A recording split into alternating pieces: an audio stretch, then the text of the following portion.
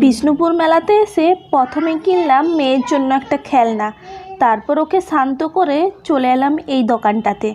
এই দোকানটাতে বিক্রি হচ্ছিল খাঁটি গজা আরও অনেক জিনিস। তবে আমাদের খাঁটি গজাটা কেনার ইচ্ছা ছিল। এটা আমার খেতে খুব একটা ভালো না লাগলেও আমার হাজব্যান্ডের খুব প্রিয়।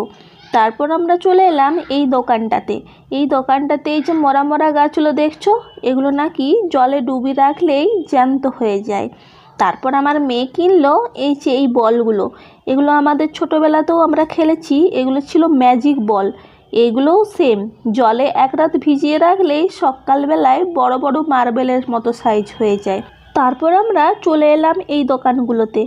এখানেও জিনিসগুলো এত আকর্ষণীয়, দেখলেই কিনতে মন যাবে এমন অবস্থা।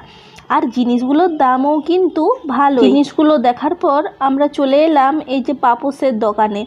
তো আমরা পাপোস কিনিনি, তবে দেখছিলাম। সব দোকানগুলোই বাইরে থেকে এসেছে। আর আমার মেয়েকে দেখো টেনে টেনে নিয়ে যাচ্ছে কোথায়। এক জায়গায় বেশিক্ষণ দাঁড়াবে না, শুধু এই খেলনা কিনে দাও, ওটা কিনে দাও, ওটা কিনে দাও। ওরে বাবা রে